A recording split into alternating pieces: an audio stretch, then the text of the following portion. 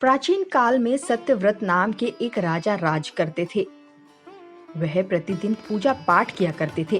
उनके पास किसी भी चीज की कमी नहीं थी। वह धन दौलत से लेकर हर प्रकार की सुविधा से समृद्ध थे। हालांकि इसके बावजूद भी राजा की एक अभिलाषा थी जिसे वह पूर्ण करने की इच्छा रखते थे। दरअसल राजा सत्यव्रत को किसी प्रकार से स्वर्ग लोक जाने की इच्छा थी। वह अपने जीवन में कम से कम एक बार स्वर्ग लोक के सौंदर्य को देखना चाहते थे, लेकिन उन्हें इसका मार्ग नहीं पता था। इधर दूसरी तरफ ऋषि विश्वामित्र अपनी तपस्या के लिए घर से बाहर निकले। चलते चलते वह अपनी कुटिया से काफी आगे चले गए। काफी समय बीत गया लेकिन वह नहीं लौटे। इस कारण उनका परिवार भूख और प्यास से तड़प रहा था। राजा सत्यव्रत को जब यह पता चला तो उन्होंने ऋषि विश्वामित्र के परिवार के पालन पोषण की जिम्मेदारी ले ली। कुछ समय बाद जब मुनिवर लौटे तो वह अपने परिवार को कुशल देख काफी प्रसन्न हुए। उन्होंने पूछा कि उनके अनुपस्थिति में किसने उनकी देखभाल की।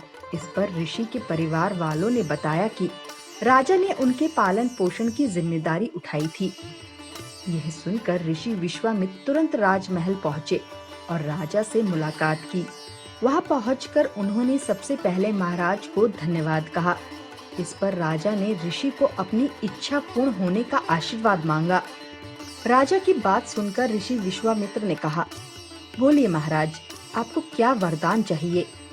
तब महाराज ने कहा, हे मुनि, मुझे एक बार स्वर्ग लोक के दर्शन करने हैं।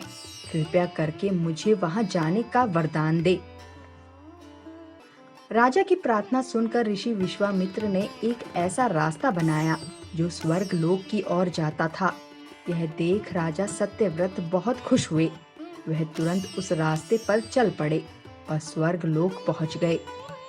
यहाँ पहुंचते ही इंद्रदेव ने उन्हें नीचे धक्का दे दिया, जिसके कारण वह सीधे धरती पर जा गिरे।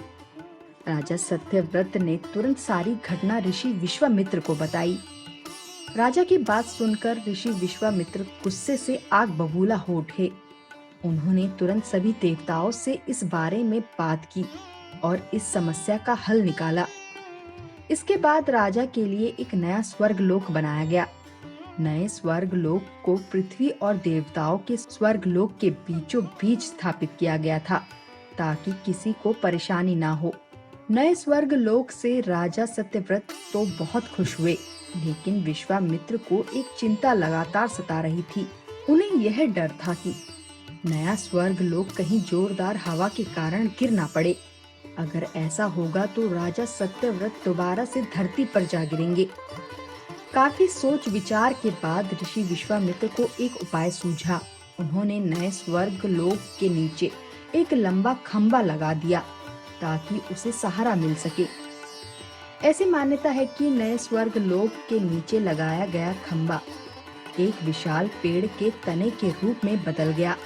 यही नहीं, कुछ समय पश्चात जब राजा सत्यव्रत की मृत्यु हुई तो उनका सिर एक फल में तब्दील हो गया। तभी से इस खंबे को नारियल का पेड़ कहा जाने लगा, जबकि राजा का सिर नारियल के रूप में जाना गया। यही कारण है कि नारियल का पेड़ इतना लंबा होता है। कहानी से सीख। इस कहानी से हमें यह सीख मिलती है कि अगर सच्चे मन से किसी की मदद करें तो हमारी हर ख्वाहिश पूरी हो सकती है। धन्यवाद।